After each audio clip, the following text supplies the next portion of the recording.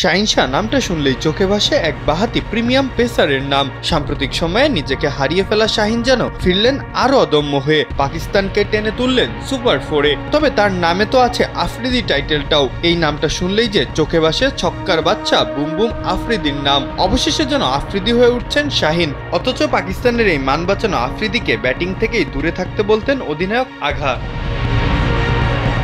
আরব আমিরাতের বিপক্ষেও রান তুলতে না পারা পাক ব্যাটারদের চোখে আঙুল তুলে দেখিয়ে দিলেন কিভাবে রানটা করতে হয়। ৩-৪ আর ২ ছক্কায় ১৪ বলে ২৯ রান করে লড়াই করার মতো পুঁজি জোগাড় করলেন তিনি। মান বাঁচালেন পাকিস্তানেরও।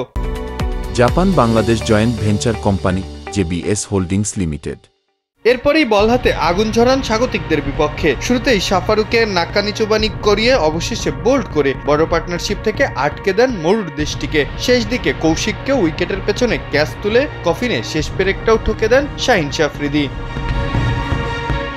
ব্যাট হাতে ঝড়ো ক্যামিওর পর বল হাতে ৩ ওভারে ১৬ রান দিয়ে ২ উইকেট। টিপিক্যাল আফ্রিদি সুলভ অলরাউন্ডিং পারফরমেন্স। অথচ এই আফ্রিদিকে ব্যাটিং নয় বোলিংয়ে মনোযোগ দিতে বলেছিল পাকিস্তানের দলের অধিনায়ক থেকে কোচ সবাই। কিন্তু ভারত থেকে আরব আমিরাত এশিয়া কাপের মঞ্চে পাকদের ব্যাটিংয়ে মান বাঁচিয়ে যাচ্ছেন আফ্রিদি। মাহফুজ আহমেদ, কালবেলা।